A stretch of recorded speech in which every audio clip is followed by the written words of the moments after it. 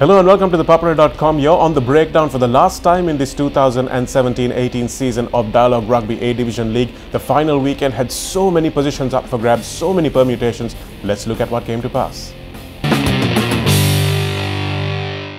Let's look at the matches we had over the course of last weekend, starting with our match between Police and Army. Now, there was nothing up for grabs in terms of positional shifts in this game, but Police were desperately looking for just their second win of the season. Unfortunately, they couldn't come up with that. It was just a one-goal difference between Army and Police. Army showing a bit of a resurgence towards the end of the season, but the way they fell away after that remarkable win against CR&FC in the first round was quite unforgivable, and I think Nilofer Ibrahim will have to have a chat with his team and see whether they can bring their A game for the knockouts. If they do, then they will be a force to be reckoned with for sure. But unfortunately for them, they finished maybe a little bit too far behind where they wanted to be or where they had the potential to be. But Police, just the one win, they've got a win less than their opponents below them, actually Air Force, but they managed to draw 2 games as well and played very well in patches in this season. It's their first year without having recruits from outside, so it will be a long rebuilding process for Shamli Nawaz and the rest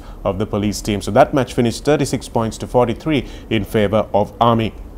Then we had a massive derby between CR&FC and CH&FC, and that looks like it was going to be all up for grabs. Everything was on offer at CR&FC grounds that day on Friday afternoon, and it was a superb try from Heshan Maduranga, who scored before as well, but it was a last-minute heartbreaker for the CR&FC fans. Maduranga had an outstanding game and scored the winning try as well. 25 points to 24, got CH&FC past the bonus point and got them into a position.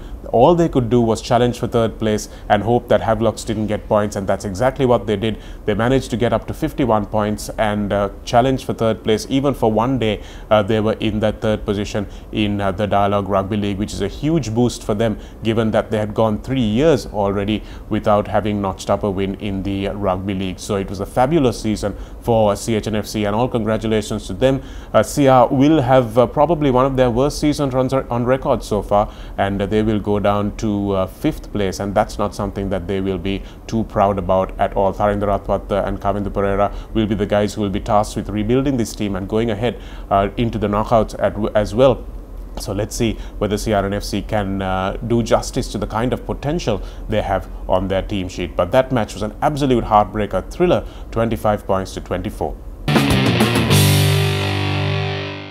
Next game we have is Air Force playing Navy, and Navy, all they needed to do was make sure that they did have a bonus point win in this game to make sure that they climbed up to the second place. Even if they didn't get the bonus point, they would have been okay, but just for good measure, they got 50 points up against Air Force, who managed to score 28 points as well. 7 tries they ran in that game without their captain as well, so it was a very good performance from Navy, who showed that they deserve to be number 2 in this league. Air Force in the bottom position, but they played some outstanding rugby as well in patches. Air Force, there were some great tries that they managed to construct, and just going forward a little bit, Police and Air Force, I think, will be teams to be reckoned with in the upcoming few years if they stick to this policy and keep their coaching staff and manage to retain their players. Then of course we came to the title decider, what would have been a title decider, but the way that Kandy played, the title was decided way before the finale actually came up. But Havelocks travelled up to Nithavala to say goodbye to Fazil Marija in his final league game in a Kandy jersey, and in Nithavala it was just an outstanding farewell for him.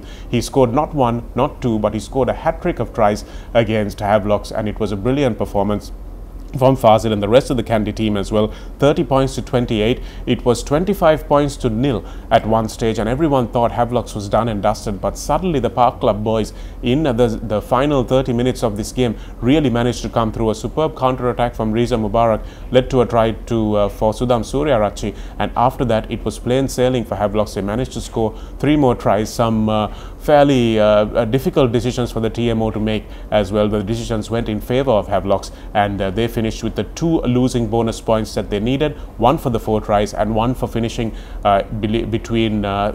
within 7 points of the winning team. So that was the way that Havelocks managed to finish, which means that they managed to hold on to that third place, just leapfrogging CH, whose hearts would have been in their mouths in the final moments of that Kandy Havies game. But once again, massive congratulations to Kandy for an outstanding tournament, and Fazil Marija, of course, for an outstanding career in that number 10 jersey for Kandy. He will take some replacing.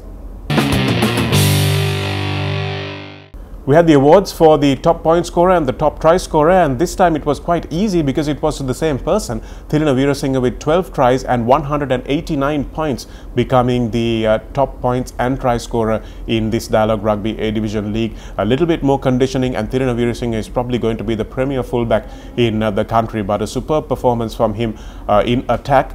Maybe his defence needs to improve a little bit for him to be Sri Lanka's number one, but at the moment in terms of tries and points scored, Veerasinghe ending up with 189 points. New boy Samuel Madhuwantha going up into the second position with 140 points, and Tharinda Ratpatha finishing in third place with 123 points, a small consolation for CR&FC. Then we had try scorers. Anuruddha Villavara, despite not being able to play most of the last few weeks of games, he still hung on to his second place with 10 tries, and Richard Dhanmapala, his co-winger on the other side of the field, ending up with 10 tries as well. So outstanding performance from the two Kandy wingers with 20 tries between the two of them. Let's just have a look at how the points table ended up after this Dialog Rugby A Division League concluded. We had Kandy way out in front with 82 points, nearly 30 points, a 29-point gap between them and the second place team, which is really unheard of. I haven't seen that kind of a gap in a long time between first and second place teams.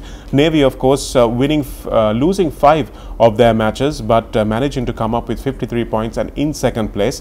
Havelocks managed to win 8 games, drew 1 and lost 5, and they ended up on 52 points, so just a 1 point separating second and third, which showed what a close, thrilling season it was, with so much at stake in the other few positions. Then we had CH&FC 1 point behind them as well on 51 points. So between Navy and CH, it was just 3 points in between them, 53, 52 and 51. CH&FC doing brilliantly, winning 8 of their games as well in the Dialog Rugby A Division League for this season, which is 8 more games than they'd won in all the seasons before that, all the last 3 seasons before that. CR&FC losing 7 games, so that's something that they will be a little concerned about. They have a 50% record, winning 7 and losing 7, and they had 43 points to their credit, which was enough for a 5th place finish.